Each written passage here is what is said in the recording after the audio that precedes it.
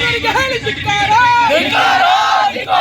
ಅಮಾಯಕ ಭಾರತೀಯರ ಮೇಲೆ ದಾಳಿಯನ್ನು ಮಾಡಿದ ಹೇಳಿ ಉಗ್ರರಿಗೆ ಹೇಳಿ ಧಿಕ್ಕಾರ. ಭಾರತ್ ಮಾತಾ ಕಿ ಜೈ.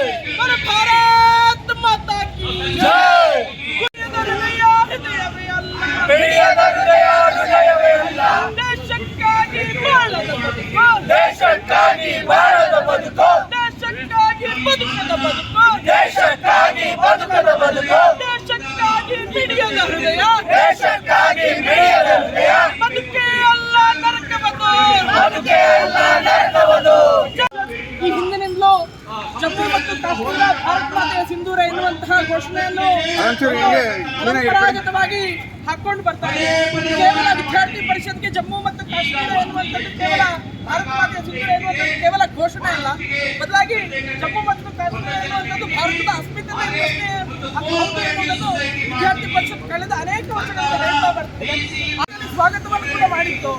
ಆದರೆ ಇನ್ನು ಇತ್ತೀಚಿನ ದಿನಗಳಲ್ಲಿ ಭಾರತದ ಪ್ರವಾಸಿಗರು ಯಾರು ಕಾಶ್ಮೀರಕ್ಕೆ ಹೋಗ್ತಾರೆ ಅವರನ್ನು ಒಂದು ಧರ್ಮದ ಆಧಾರದ ಮೇಲೆ ಅಥವಾ ಒಂದು ಜಿಹಾದ್ನ ಆಧಾರದ ಮೇಲೆ ಕೊಲ್ಲುವಂತಹ ಒಂದು ನೀಚ ಪದ್ಧತಿಯನ್ನು ಇವರು ಅನುಸರಿಸಿರುವಂತದ್ದು ಬಹಳ ಅವಮಾನಕರವಾದಂತಹ ಸಂಗತಿ.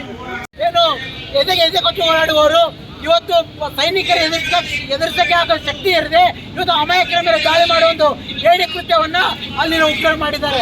ಅದು ಅಷ್ಟೇ ಅಲ್ಲದೆ ಕೇವಲ ಹಿಂದೂಗಳ ಗುರಿಯಾಗಿಸಿಕೊಂಡು ಇವತ್ತು ಈ ಮೂಲಕ ಒಂದು ಜಿಹಾದನ್ನು ಸಾರೋ ಪ್ರಯತ್ನವನ್ನ ಇವತ್ತು ಭಾರತದ ನೆಲದಲ್ಲಿ ಮಾಡ್ತಾ ಇದ್ದಾರೆ.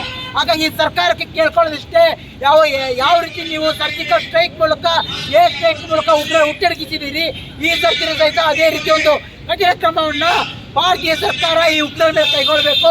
ಅದಷ್ಟೇ ಅಲ್ಲದೆ ಯಾರು ಈ ಅಮಾಯಕರು ಬಲಿಯಾಗಿದ್ದಾರೆ ಅವ್ರಿಗೆ ಸೂಕ್ತವಾದ ಒಂದು ಪರಿಹಾರವನ್ನ ಮತ್ತೆ ಮುಂದಿನ ದಿನಗಳಲ್ಲಿ ಭದ್ರತೆ ಕಲ್ಪಿಸಿಕೊಡ್ಬೇಕಂತ ಈ ಮೂಲಕ ಸರ್ಕಾರಕ್ಕೆ ಆಗ್ರಹ ಮಾಡ್ತೀವಿ. ಭಾರತ್ ಮಾತಾ ಕಿ ಜೈ.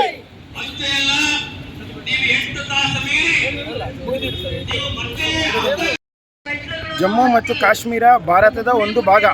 ಇಷ್ಟು ದಿನ ಭಯೋತ್ಪಾದನೆ ಅನ್ನೋದು ಕಾಶ್ಮೀರ ನಮ್ಮದು, ಅದು ನಮ್ಮದು, ಇದು ನಮ್ಮದು, ಆ ಜಾಗ ನಮ್ಮದು ಅನ್ನೋದಕ್ಕೆ ಮಾಡ್ತಾಯಿದ್ರು. ಆದರೆ ನಿನ್ನೆ ಆಗಿರೋ ಭಯೋತ್ಪಾದನೆ ಬಂದು ಒಂದು ಜಿಹಾದಿ ಕಾರ್ಯ, ಹಿಂದೂಗಳ ಇಲ್ವಾ ಅಂತ ಕೇಳಿ ಹೊಡೆದಿದ್ದಾರೆ. ಸೊ ಇದಕ್ಕೆ ನಮ್ಮ ಸರ್ಕಾರ ಒಂದು ಅವರಿಗೆ ತಕ್ಕ ಪಾಠ ತಿಳಿಸ್ಬೇಕು. They should set an example. Next ಈ ಥರ ಮಾಡಿದರೆ ಏನಾಗ್ತದೆ ಅಂತ ಅದೊಂದೇ ನಮ್ಮ ABVP ಕಡೆಯಿಂದ ನಮ್ಮ ಸರ್ಕಾರದ ಮನವಿ. ಭಾರತ ಮಾತೆ ಸಿಂಧೂರ.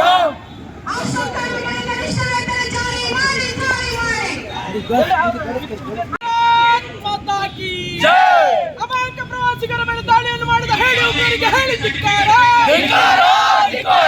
ಅಮಾಯಕ ಭಾರತೀಯರ ಮೇಲೆ ದಾಳಿಯನ್ನು ಮಾಡಿದ ಹೇಳಿ ಉಗ್ರರಿಗೆ ಹೇಳಿ ಧಿಕ್ಕಾರ.